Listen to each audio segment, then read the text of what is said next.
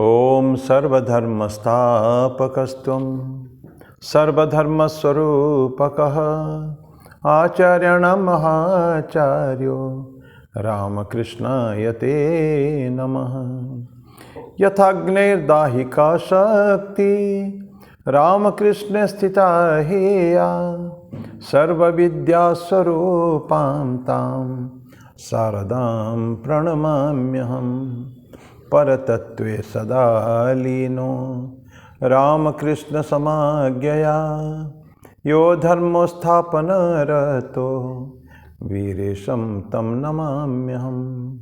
वीरेशं तं नमाम्यहम्। भगवान श्री रामकृष्ण देव जगत जननी माँ शारदा जी और स्वामी जी को प्रणाम अर्पित करता हूँ। मेरे पूज्य गुरुदेव पूजनीय स्वामी बुद्धिसानंद जी महाराज को मेरा प्रणाम और आप सबको प्रणाम मिला। आज जो भगवद गीता में हम लोग 19वां श्लोक से पढ़ेंगे 17वां अध्याय के, लेकिन उससे पहले एक गाएंगे भजन। देश प्रेम की वजह बेसिकली है ये संस्कृत में है। ये कभी हम लोग संस्कृत भारती में मैं ट्रेनिंग करता था कुछ दिन के लिए संभाषण शिविर में, वहाँ ये सब सिखाया गया था हमको। ध्येय पथिक साधक कार्य पथे साधय। ध्येय पथिक साधक कार्य पथे साधय। ध्येय पथिक साधक कार्य पथे साधय। मृदु हसन मधु किरण मातरम सदा स्मरन्। मृदु हसन मधु किरण मातरम सदा स्मरन्। ध्येय पथिक साधक जीवनम न शाश्वतम वैभवम न हि स्थिरम।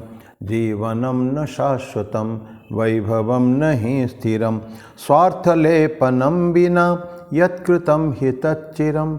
स्वार्थलेपनं विना यत्कृतं हि तच्चिरं।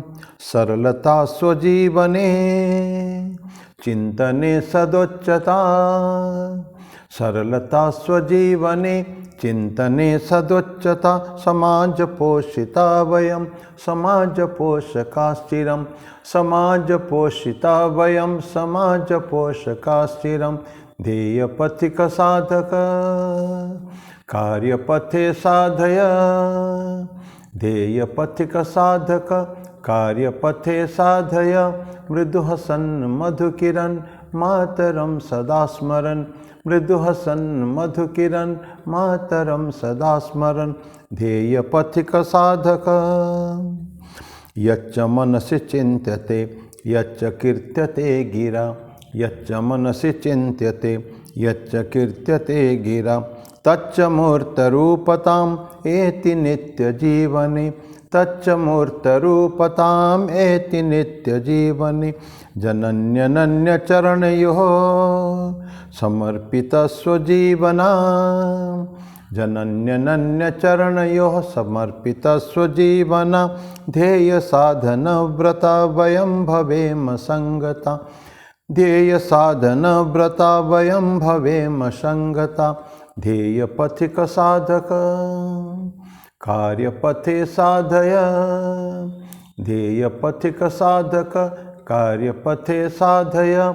मृदु हसन मधु किरण मातरम सदा स्मरन्। मृदु हसन मधु किरण मातरम सदा स्मरन्। ध्येय पथिक साधक स्मरत्विहाग्रजन्मनां त्यागबलिसमर्पणम्। स्मरत्विहाग्रजन्मनां त्यागबलिसमर्पणम्। सिंहकुलसमुद्भवा सिंहविक्रमा वयं। सिंहकुलसमुद्भवा सिंहविक्रमा वयं। सन्तु कष्टकोटयो भवतु विघ्नवर्षणम्। सन्तु कष्टकोटयो भवतु विघ्नवर्षणं। सकृत्प्रतिज्ञका वयं भजे मनोपलायनं। सकृत्प्रतिज्ञका वयं भजे मनोपलायनं। ध्येय पथिक साधक कार्य पथे साधय। ध्येय पथिक साधक कार्य पथे साधय। मृदु हसन मधु किरण मातरम सदा स्मरन्। मृदु हसन मधु किरण मातरम सदा स्मरण ध्येय पथिक साधक।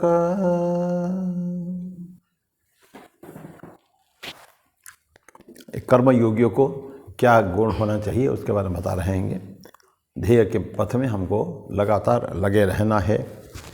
माँ की सेवा, ये सब पूजा, ये सब के बारे में आप ये बातें कर रहे हैं। बहुत सुंदर भजन है वो। तो आज 31 दिसंबर है, अंग्रेजी संवत्सर का ये अंतिम दिन है। कल ज़्यादातर लोगों के लिए नया वर्ष 1 जनवरी। यद्यपि हमारे लिए, हमारे संस्कृति में ये नया वर्ष नहीं है, लेकिन फिर भी इसी समाज में रहते हैं तो मान्यता तो थोड़ी देनी पड़ेगी। 1 जनवरी में आई रिमेंबर स्वामी शिवानंद जी महाराज, महापुरुष महाराज, बहुत गंभीर व्यक्ति थे जो अध्यक्ष थे। वो 1 जनवरी के दिन था, बैठे थे, भक्त मंडली बैठी हुई थी। किसी भक्त ने बोला कि महाराज good morning, happy new year. तो महाराज थोड़ा सा सीरियस हो गए, बोले कि बोलो हैप्पी इंग्लिश न्यू ईयर। ये हमारे लिए हैप्पी न्यू ईयर नहीं है। ये हमारी संस्कृति अलग है, हमारा संस्कार अलग है। ये हमारा न्यू ईयर नहीं हो सकता। ये हमारे, ये तो अंग्रेज़ों का दिया हुआ है।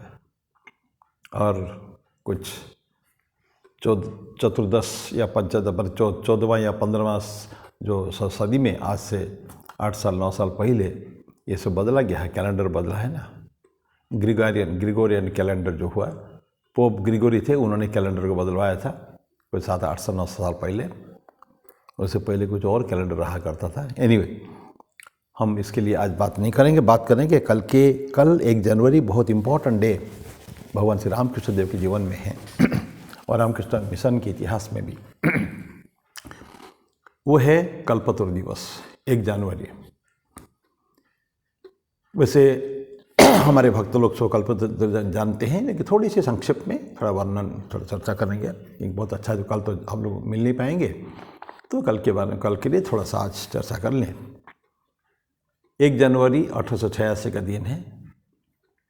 तब भगवान श्री रामकृष्ण देव दुस्साध्य रोग, कैंसर से पीड़ित होकर जलवायु परिवर्तन के लिए उनको काशीपुर के उद्यान वाटी में ले जाया गया था।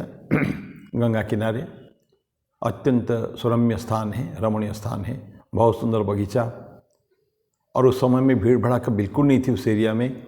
इसे स्थान परिवर्तन करने के लिए ही उनको वहाँ लेके जा, आज तो बहुत भीड़ भाड़ हो गया पूरा होल कोलकाता, लेकिन ठीक गंगाधार में है। और वहाँ रामकृष्ण देव को एक बहुत बड़ा बगीचा, उसमें एक 2 मंजिल का बिल्डिंग और भी घर था। वहाँ ठाकुर को ऊपर की मंजिल में रखा गया था। साधारणतः किसी को उस समय जाने नहीं देते थे। और दिसंबर की 11 तारीख को भगवान श्री रामकृष्ण देव उसी 1885 के दिसंबर 11 को वहाँ शिफ्ट कर गए थे। तो मुश्किल से 20 दिन हुआ था तब। और ऊपर मंजिल पे बहुत बड़ा हॉल है आज, जहाँ ठाकुर का मंदिर हम लोग मानते हैं, उनको मुख्य स्थान, वहाँ ठाकुर वहीं रहते थे। तो ठाकुर साधारणतः नीचे नहीं उतरते थे, क्योंकि सीढ़ी बड़ा स्टिफ है। जो आप लोग गए होंगे, देखे होंगे, बड़ा स्टिफ सीढ़ी है, वो लकड़ी का सीढ़ी है। और सेकेंडली उनको हर चीज़ में मदद की ज़रूरत पड़ती थी, आवश्यकता थी।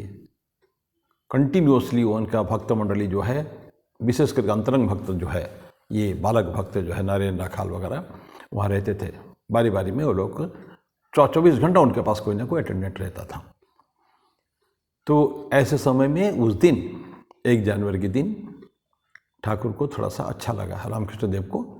ही फेल्ट मच बेटर, अच्छा लगा। तो उनके पास थे उनको बोला कि थोड़ा सा नीचे जाएंगे। और उस दिन 1 जनवरी होने के कारण छुट्टी का दिन भी था।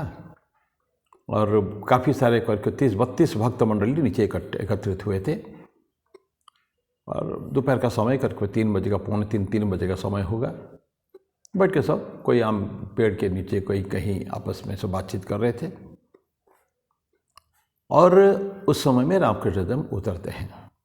लेकिन उससे पहले मैं एक चीज़ और बता दूं, ये कल्पतरु जो होता है, भगवान श्री रामकृष्ण देव कहते हैं कि कल्पतरु और कामधेनु, ये सब जो है, ये सब इच्छा फल देने वाले हैं, उनसे जो मांगेंगे उनका मिलता है।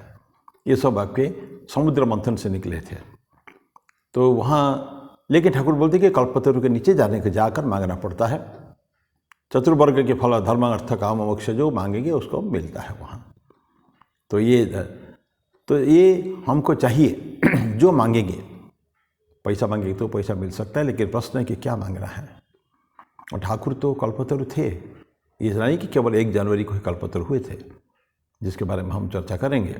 लेकिन उससे पहले भी ठाकुर ने बहुत समय में विभिन्न लोगों की मनोवांछा पूर्ण किए थे। उन्होंने वहीं रहते उनके एक शिष्य थे हरीश मुस्ताफ़ी, कई दिन से ठाकुर के पीछे पड़े थे कल्याण करने के लिए, उनका कृपा करने के लिए, आध्यात्मिक उत्थान, आध्यात्मिक जो गिफ्ट देने के लिए उनको कुछ, लेकिन ठाकुर नहीं दे रहे थे। लेकिन उसी दिन ठाकुर बहुत उनको बुलाकर उन्होंने बड़े प्यार से उनके ऊपर कल्याण किया, कृपा की उनके ऊपर।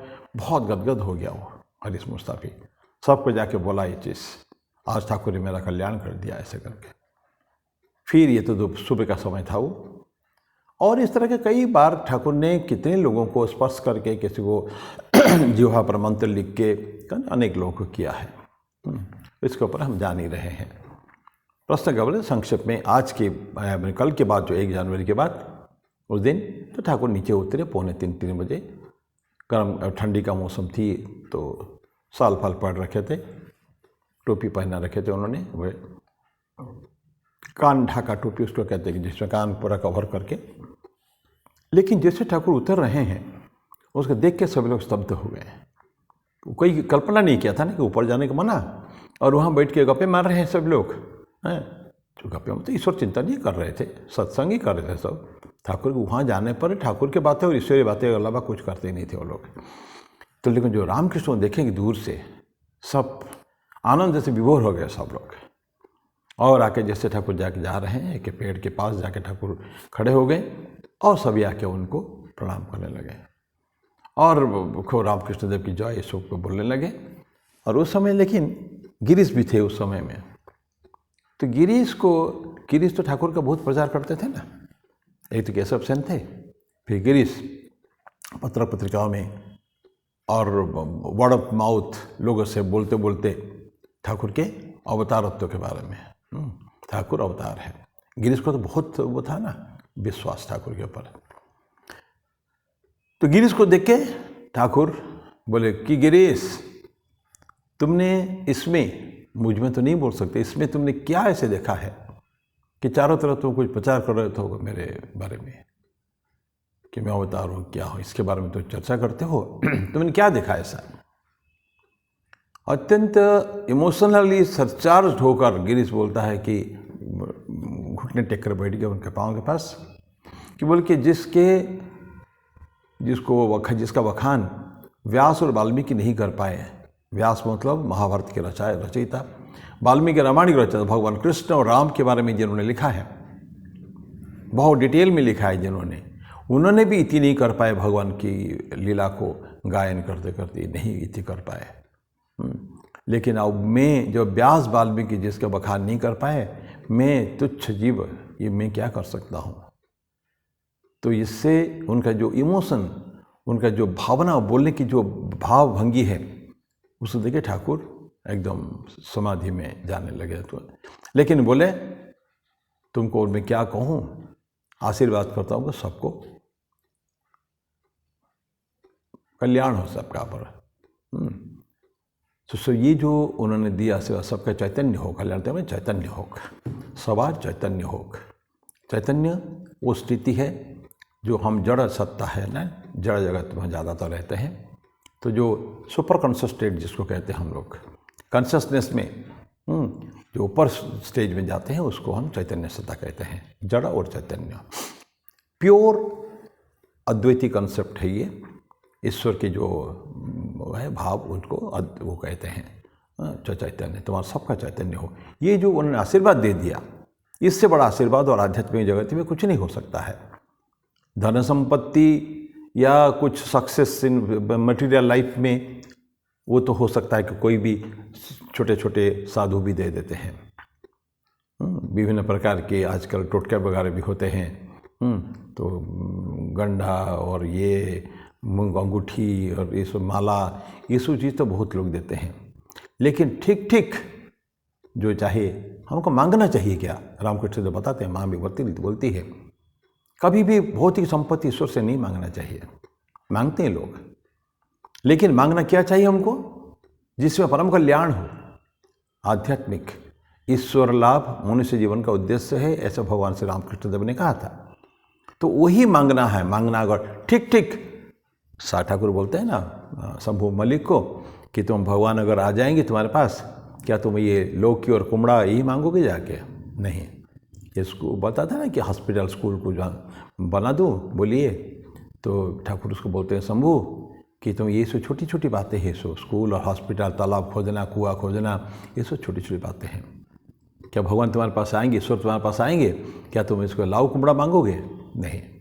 तो मांगोगे क्या? हाईएस्ट, उच्चतम जो मांग सकते हैं हम, जो उच्चतम हम प्राप्ति जो करना है हमको, उद्देश्य जो जीवन का, वो मांगना चाहिए। और वो है चैतन्य सत्ता। और वही उन्होंने ठाकुर ने दिया, सभी को बोला कि सबको चैतन्य हो। और आश्चर्य है, इमीडिएटली तत्क्षणात सभी को सभी के भाव में एक उत्थान हुआ। सभी के भाव में चार्ज हो गए सब, बिल्कुल सभी के सभी। कोई बोलते सो बाद में बखान करते हैं, हमको इष्ट देव का दर्शन पूरा हुआ। जहाँ ध्यान के समय में एक पोर्शन गुरुदेव का, हमको इष्ट देव का दर्शन होता था, पूरा उनका सारा विग्रह को हमने देखा। कोई हंसने लगा, कोई रोने लगा, कोई ध्यान में बैठ गया, समाधि में बैठ गया। तो जो विभिन्न भावभंगिमा जो है, जो एक आध्यात्मिक जगत को ऊपर उठने पर, उत्थान होने पर जो अवस्था होती है, वो सबको होने लगा। उसमें एक व्यक्ति थे उपेंद्र बाबू, उन्होंने पैसा भी मांगा था। तो धन संपत्ति भी चाहता, मुझे ज़्यादा पैसा हो। ठाकुर ने वो भी उनको दे दिया। परवर्ती काल में उपेंद्र बाबू बहुत बड़ा वो प्रेस, बसुमती प्रेस के मालिक बने और बहुत सेवा की रामकृष्ण मिशन की लंबे समय तक उन्होंने। तो ऐसा ये उस दिन क्या, वो थोड़ी देर की बात है। थोड़ी देर के बाद फिर उनका उपशम हो गया ये बात। उस समय में कुछ लोग ऊपर थे, और उस दिन देखिए इत्तेफाक संयोग ऐसा है कि ठाकुर के जो अंतरंग शिष्य, इनमें कोई भी नहीं थे। जो 32 लोग थे, सबके सब गृहस्थ भक्त थे। नरेन, राखाल, बाबूराम, शरत, ये शशि, ये जब लाटू, उसमें से कोई भी नहीं था। सब अपना अपना, कोई लोग सारा रात ड्यूटी करते करते थोड़ा सा रेस्ट भी कर रहे थे, और कोई वो ऊपर जाके ठाकुर के बिस्तर का कपड़ा को और गद्दा को धूप में दे रहे थे, कोई कुछ कर रहे थे। तो उनको कहाँ पता चलता कि ठाकुर नीचे गए हैं, इतना बड़ा कांड, इसमें विशाल व्यापार होने वाला है, पता नहीं किसको। लेकिन उन सबको तो मिल चुका था, उनको तो कमी तो थी नहीं। ठाकुर ने उनको सब कुछ भरपूर दिया था सबको। तो ये जो हो गया, उसके बाद ठाकुर फिर चले आए। उसके बाद फिर जिनको पता चला फिर आए कि तब तक ऑलरेडी ठाकुर का भाव उपशम हो चुका था और होने का कोई चांस था नहीं। तो ये संक्षेप में है, इसके ऊपर एक्सप्लेनेशन काफ़ी है। लेकिन हम आज भगवद गीता से थोड़ा डाइवर्ट करते हुए, विषयांतर करते हुए हम लोग ये काम कर रहे हैं। तो इसलिए मैं अभी इस बात को ही समापन करूँगा। पर इतना ध्यान रखें, ईश्वर को हम कहीं भी, भगवान श्री राम और कृष्ण जो भी हमारे इष्ट देव है, चाहना और पाना ये जीवन में बहुत इम्पोर्टेंट है। क्या चाहेंगे हम, जो चाहेंगे सबको, उनके पास सब कुछ है। मटेरियल थिंग्स भी ईश्वर के पास है, भौतिक वस्तु भी है। लेकिन आध्यात्मिक साधक कभी भी भौतिक वस्तु नहीं चाहता है। इतिहास साक्षी है, कभी भी कोई महान आध्यात्मिक साधक जो होते हैं वो कभी भी धनी नहीं हुए हैं। कभी भी उन्होंने ईश्वर से मांगा नहीं कुछ भी, उन्होंने सिर्फ भक्ति की। और मांगा भी तो केवल यही मांगा, प्रभु हमको आध्यात्मिक उत्थान कैसे हो, ये आप आशीर्वाद हमको दीजिए। आपके श्री चरणों में ध्यान स्थान दीजिए। ध्यान है ना, नारद महर्षि ने जब भगवान श्री राम की खूब स्तुति की थी, भगवान श्री राम, ईश्वर ठाकुर कहते हैं उसमें, श्री राम खूब आनंदित होके बोले कि नारद कुछ वर मांगो। नारद बोले कि प्रभु हमको कुछ नहीं चाहिए, सिर्फ दो चीज़ चाहिए, आपकी भुवन मोहिनी माया हमको कभी, माया से हम कभी ना पड़े, और आपकी चरण कमलों में मेरी शुद्धा भक्ति हो। ठीक है ये तो हो गया नारद, और कुछ मांगो। जब में तथास्तु हो गया, ये तो मिल जाएगा तुमको, और कुछ मांगो। फिर नारद ने कुछ नहीं चाहा, नथिंग, बस यही दो चाहिए, उसके अलावा मेरे को कुछ नहीं चाहिए, सब कुछ आपने दे रखा है। क्या कमी थी? 14 सब चारों तरफ घूमते थे वो, उनका free access to any place, भगवान विष्णु तक अनंत शयनम जो है वहाँ तक भी नारद महर्षि का एंट्री थी। तो ऐसा कुछ नहीं चाहिए था उनको। ऐसे ही ध्रुव के साथ हुआ, ऐसे प्रहलाद के साथ हुआ। जो आध्यात्मिक साधक रियल होते हैं, जो ईश्वर को चाहते हैं, वो कभी भी इसे मांगते नहीं, कभी भी भौतिक वस्तु कभी नहीं मांगते हैं। तो एनीवे मैं उसका आगे और बढ़ाते हुए मैं आज समाप्त करता हूँ। ये कल का दिन है, कल 1 जनवरी को है। तो आप लोग जो हमारे भक्त मंडली, हम उम्मीद करेंगे कि उस समय में 2:45-3 बजे के आसपास से अपने घर में थोड़ा ध्यान करें। अगर पास में मंदिर हो, साधारण मंदिरों में ये प्रोग्राम होता ही है, तो उस समय मंदिर खुला ही रहेगा। और उस समय जब ध्यान का थोड़ा समय है, थोड़ा भजन करिएगा, थोड़ा सत्संग करिएगा। ये सभी से अपील है। तो मैं ही समाप्त करता हूँ वाणी को। और ये वाणी अब ये भगवद गीता के ऊपर थोड़ा जाएंगे हम लोग पढ़ते थे 19वां श्लोक। मूढ़े ग्रहणात्मनो यत् पीड़या क्रियते तपः परस्य उत्सादनार्थम वा तत्तामसम उदाहृतम। पहले राजसी और सात्विक हमने पढ़ा है।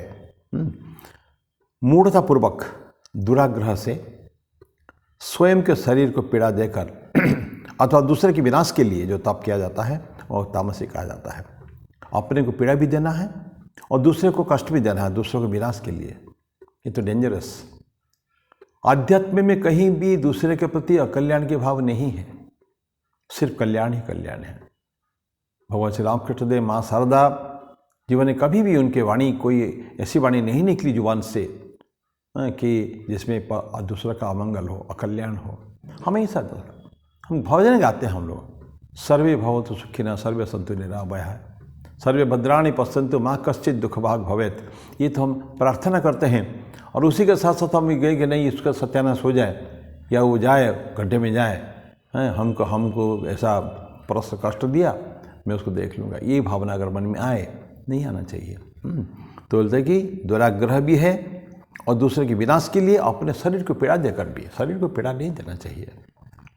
शरीर को कभी भी हम लोग, ये भगवान बुद्ध के समय से ये हम लोग जानते हैं कि भगवान बुद्ध ने 29 साल की उम्र में पैलेस राजप्रसाद, अपनी पत्नी, अपने सद्यजात शिशु उसको छोड़ के निकल गए थे जंगल में। किसके लिए? संसार तो दुखपूर्ण है। जो कभी दूसरे जन्म में, उनके पूर्व जन्म में उन्होंने संसार का कष्ट देखते हुए ये प्रॉमिस किया था कि हमको मृग अगर बस चले तो ये जो दुख है, दुख का निवारण के लिए, आत्यंतिक दुख निवृत्ति, परम सुख प्राप्ति, इसके लिए मैं काम करूँगा।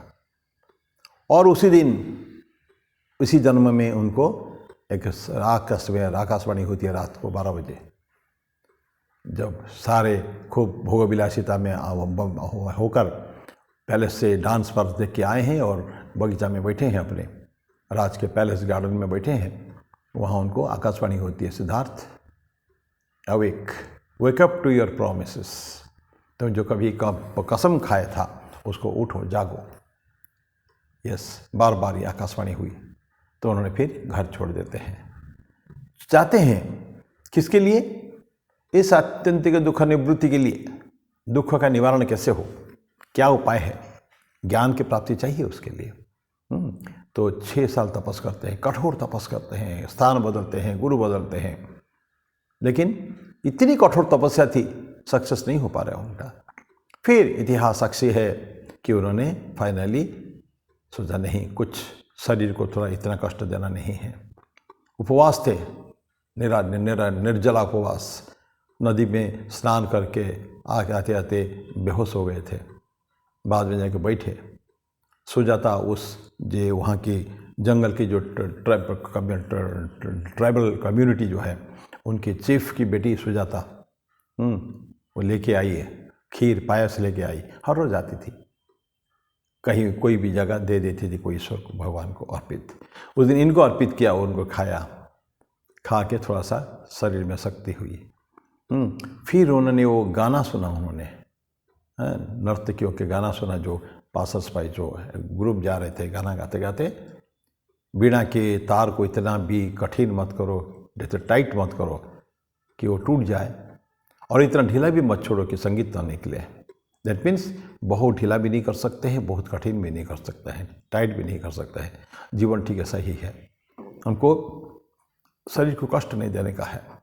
तो मॉडरेट, जिसको भगवान कृष्ण, भगवान बुद्ध ने उसको मध्यम पंथा कहा था, मध्यम मार्ग, मिडिल पाथ, और भगवान कृष्ण ने उनको ये कहता मॉडरेट, युक्ताहार विहारस्य युक्त चेष्टस्य कर्मसु युक्त स्वप्नावबोधस्य योगो भवति दुःखः।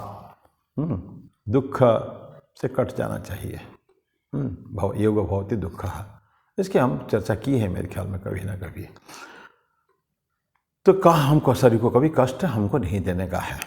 तो ये बात है। तो क्या बोलते हैं कि अपने शरीर को कष्ट नहीं देने का है, और जो दूसरे के विनाश के लिए तप किया जाता है वो तामसी कहा जाता है। तो उसी के बारे में थोड़ा हम लोग अभी चर्चा करेंगे। तो ये मनुष्य जो है ना, ह्यूमन बीइंग्स में भी कुछ व्यक्ति ऐसा है जो पत्थर दिल होते हैं, स्टोनी हार्ट कहते हैं ना, कि पत्थर दिल हैं, ब्लॉक्स। पढ़ा है तो पढ़ा है, बिल्कुल कोई ये नहीं है। इंटेलेक्चुअल डेवलपमेंट क्या इनकम्प्लीट है। बौद्धिक विकास जिसको कहते हैं, तीन विकास होता है ना शरीर में, हेड एंड हार्ट, शारीरिक, मानसिक या इंटेलेक्चुअल, और एक हार्दिक, हृदय का विकास। हृदय का विकास होता है, बुद्धि का विकास नहीं हुआ है। और आइडियल्स जो जीवन के लक्ष्य जो है, कैसे होता है जीवन का लक्ष्य होता है ना, गोल क्या है हमारा, क्या चाहते हैं हम लोग, क्या प्राप्त करना चाहते हैं, प्राप्तव्य क्या है हमारे पास, ये भी इम्परफेक्टली अंडरस्टूड, ठीक समझ में नहीं आती है। किसी को भी पूछेंगे, कोई व्यक्ति को, साधारणतः स्कूल में जाइए, कॉलेज में जाइए, लोगों को क्या तुमको चाहे, क्या बनना है, doctor, engineer, police, IAS, IPS, कुछ भी एक क्या भौतिक जगत की बातें हैं, दाल रोटी की बातें हैं सारे, फुलफिलिंग द बेली, उदर पूर्ति की बातें सारे। ये जीवन का लक्ष्य नहीं हो सकता कभी भी। ये तो मैं क्या बनना चाहता हूँ ताकि मैं पैसा कमाऊँ उसमें से, दैट्स ऑल। तो पैसा कमाना और धार्मिक व्यापार, ये तो दे गो इन डिफरेंट डायरेक्शंस, एक दिशा में नहीं चलते हैं। क्योंकि स्वामी जी बोलते थे, you can not worship the God and the Memon at the same time. भगवान को पूजा करूँगा और राक्षसों को, शैतान की पूजा करूँगा, ये दोनों एक साथ नहीं हो सकता। इट्स आइदर और सिचुएशन, आइदर दिस और दैट, ये सिचुएशन है। तो उसका समझना पड़ेगा, जीवन का लक्ष्य ठीक हमको समझने की ज़रूरत है, क्या हम चाहते हैं एक्चुअली, तो वो भी जानने की ज़रूरत है। तो फिर भी ये व्यक्ति का, जिस व्यक्ति की बात कर रहे हैं, डल ब्लॉक्स ऑफ लॉग, लकड़ी का एक पीस टुकड़ा या एक बल्ली पड़ी हुई है, बस वो, इसके ज़्यादा कुछ नहीं है। जीवन है, जान है, पर जान किसी काम का नहीं है वो, useless for the society, useless for himself, for his family and for the society also. कभी किसके काम नहीं आने वाला है वो व्यक्ति। तो ये ऐसा व्यक्ति जो है, ये वो करते हैं क्या, ऑस्टेरिटी की समझ के बारे में वो समझते नहीं हैं। वो जो तपस के बारे में, हम तपस की इतनी बातें कर चुके हैं, शारीरिक, मानसिक, वाचिक तपस, और ये कैसा जीवन होना चाहिए, सात्विक भाव क्या है, राजसिक क्या है, तामसिक क्या है, ये हम इतना सा बातें कर सकते हैं। लेकिन वो व्यक्ति को इसको भी समझ में नहीं आता है। कभी सुन लिया कि उपवास करना है, खाना आहार छोड़ना है, फास्ट इतना करेंगे, कठिन तपस्या करेंगे, कुछ नहीं खाएंगे, पिए कुछ नहीं करें, अरे शरीर को कष्ट भी तो नहीं देना चाहिए। एकादशी हम लोग करते हैं, रहता है, कभी कभी निर्जल करते हैं भी, अक्सर कई बार, लेकिन कितने दिन के लिए, 24 घंटे के लिए, सूर्योदय से सूर्योदय, जो भी आप जैसे मानते होंगे। तो ये, लेकिन ये सब व्यक्ति, हाँ, फिर उसके बीच में जल नहीं स्पर्श करना नहीं है। कुछ उपवास होता है कि कहते हैं कि रस उपवास, जल उपवास, जल उपवास, फलाहार वगैरह, विभिन्न स्टेजेस दिया गया, depending upon our capacity to withstand, उसको सहन करने की शक्ति जो होना चाहिए, कितना होना चाहिए, उसके ऊपर आधारित है वो सब। तो ऐसा लोग करते हैं उपवास। लेकिन ये व्यक्ति जो है, दिस डल पीपल, गधे, मूर्ख जो है, ये क्या करेंगे, इतना फास्ट करेंगे, शरीर को बहुत कष्ट देंगे। अच्छा, फिर उतना नहीं, ये तो फास्ट हो गया, हमारा एक दिन में ख़त्म हो गया, वो भी नहीं, वो धूप में खड़ा रहेंगे। किसको दिखाने के लिए? इसको ये साधना को अच्छी नहीं मानी जाती है बिल्कुल भी। और पानी में, ठंडे पानी में बिल्कुल फ्रीज आइस कोल्ड ठंडे मौसम में बिल्कुल दिसंबर जनवरी में नहीं पानी में जाके खड़ा होंगे, घंटों शरीर को कष्ट देंगे। अपने जो इंद्रियां हैं, अवयव है सब, नाक कान, उसको फ्रीज कर देते हैं बिल्कुल, मूर्ति भी हो जाती है उसमें। ऐसे ही सो करते। मैंने आप कल्पना कर सकते, पहले भी कोई एक सेक्शन में हम लोगों ने बात की है, वो कांटा के ऊपर सोते रहना और कांटे के ऊपर चलना, आग के ऊपर चलना, ये सब हम लोग ने छोटपन में देखे हैं सारे। आग के ऊपर चलते हैं वैशाख पूर्णिमा के दिन, अर्ली मॉर्निंग में सारा रात माँ की पूजा हमारे गांव में है, माँ की पूजा होती है, देवी की, हमारे ग्राम देवी की पूजा। उसके बाद वो सब शेड्यूल कास्ट के ज़्यादातर होते हैं, लोअर क्लास कम्युनिटी के, लेबर क्लास पे वही लोग करते हैं। पता नहीं, कहते हैं उनके ऊपर सवार होती है, माँ सवार होती है, वो फिर उस शरीर में वो कांटा चुभाते हैं चारों तरफ, बड़े बड़े प्लेट टाइप का उसका कांटा होगा, वो कांटा को चुभाते हैं यहाँ यहाँ यहाँ चारों तरफ, और ऐसा करके सारा दिन कष्ट में रहते हैं। फिर ढोल बजाते हुए लोग जाते हैं उनके पास और जाके वो कुछ मांगते हैं, खाना पीना खाते हैं, कुछ पैसा मांगते हैं। ये उनका काम है, सारा दिन में शाम को उसको खोल देते हैं। ये कष्ट हो गया ना, तो शरीर को कष्ट नहीं देना चाहिए कभी भी, यही सब बोलते हैं। लेकिन ये लोग शरीर को बहुत ज़्यादा कष्ट देते हैं, अपने आप को गर्म को ठंडे में ये करते हैं, तप करते हैं। तप बुरा नहीं है, माँ ने भी अपने जीवन में, माँ शारदा ने पंचतपा किया था। चारों तरफ से धूप, चिलचिला धूप का महीना, कोलकाता की गर्मी, और चारों तरफ से धूप जल रहा है, पूरा उपले में जल रहा है, और ऊपर से सूर्य, तो भयंकर प्रखर सूर्य किरण, ये जो इसका पंचतपा, चारों तरफ से अग्नि, ऊपर से सूर्यदेव, उसके अंदर माँ ने और झुलस गई थी बिल्कुल, माँ और गौरी माँ या योगिन माँ, दोनों में से कोई भी थी। उन्होंने इस तपस्या उन्होंने की थी। तो तपस्या के कारण उन्होंने, माँ खुद ही बोलती है कि झुलस गई थी, लाल काला पड़ गई थी बिल्कुल। लेकिन किसके लिए था? अपनी शांति मिली, उनको बहुत शांति मिली, मन की अशांति थी। तो उनको सजेस्ट किया था उनके संगिनी ने कि माँ चलिए पंचतपा करते हैं, मैं आपके साथ बैठूंगी। क्या बहुत अच्छा सुंदर है वो। तो ये, लेकिन that was for a brief period. लेकिन ये जो कष्ट देते हैं, अपने शरीर को कष्ट देते हैं, सोचते हैं कि यही तप है। ये तप एक्चुअली कहीं नहीं हो सकता है। उनको बॉडी कॉन्शसनेस को तोड़ा। हमें क्या चाहिए? हमको जो शरीर भान, देह भान, उसको छोड़ के जाने का है। ये आध्यात्मिक जीवन का है कि बॉडी कॉन्शसनेस नहीं। जब अद्वैत में धीरे धीरे द्वैत से विशिष्ट अद्वैत, फिर अद्वैत भाव से जाते हैं, मैं कुछ नहीं हूँ, ये नाश, मन बुद्धि चित्त अहंकार में कुछ भी नहीं हूँ, तो ये शरीर भी मेरा नहीं है, मन भी नहीं है, बुद्धि भी नहीं हो, चित्त भी नहीं, अहंकार भी नहीं हो, कुछ भी नहीं हूँ मैं। तो ऐसे अवस्था में शरीर को कुछ भान नहीं होता है। और किसके लिए? 1 in a million पॉसिबल ऐसा रहेंगे जिनको शरीर का भान बिल्कुल नहीं रहता है। रामकृष्ण मिशन वैसे सन्यासी थे, स्वामी शिवानंद जी, तुरानंद जी, ब्रह्मा, सभी के सारे ऐसे। शरीर को कष्ट होता है, नहीं, पता नहीं चलता है, ऑपरेशन हो जा रहा है बिना एनेस्थीसिया दिए। तुरानंद जी के हुआ, त्रिगुणातीतानंद जी का हुआ, तो ये सब हुआ था। तो लेकिन ये डिफरेंट फेस। लेकिन ये जो व्यक्ति करते हैं, ये बॉडी कॉन्शसनेस को बाहर जाना चाहिए, न करके वो बॉडी सेंटर हो जाते हैं। उनके शरीर सब कुछ है उनके लिए है। तो ये अभी नहीं होना चाहिए। तो बॉडी सेंटर हमको नहीं होना चाहिए। तो सारे धर्म के लिए हमको अच्छा काम करना चाहिए। हमेशा ध्यान, आध्यात्मिक जो से होते हैं पथिक में, उनको अपने साइकिक का पावर को बढ़ाना चाहिए, अपनी जो मानसिक शक्ति को बढ़ना चाहिए, आध्यात्मिक उत्थान के लिए इसको काम करना चाहिए। दूसरे को कष्ट नहीं देना चाहिए, हार्टिंग अदर्स। ये जो दूसरे को कष्ट दें, परस्य साधनार्थम, खुद तो शरीर को कष्ट देते हैं, दूसरों को भी कष्ट देते हैं। तो ये आध्यात्मिक जीवन दूसरों को कष्ट देने के लिए नहीं है, उसका ऑलरेडी हम लोग चर्चा कर चुके हैं। तो ये सब धीरे, ये जो करते हैं, इसको हम क्या कहते हैं? तामसिक प्रवृत्तियाँ कहते हैं उसको। ये तामसिक प्रवृत्ति, इसको छोड़ना है। तो आज मैं ही समाप्त करूँगा मेरी वाणी को। ये 19वां श्लोक आज समाप्त हुआ, 20वां श्लोक से फिर अगले बार हम चालू करेंगे। तब तक के लिए मैं आपसे विदाई चाहूँगा। बाकी जो रह गया दान, अगले बार से हम 3-4 दान जो होता है, सात्विक दान, राजसिक दान, तामसिक दान, उसके ऊपर दान क्या होता है, गिफ्ट क्या होता है, कैसे होता है, क्या क्या उसके क्वालिटीज़ होते हैं, इसके चर्चा हम लोग अगली बार करेंगे। ओम शांति शांति शांति। हरि ओम तत्सत। श्री राम कृष्णार्पणमस्तु।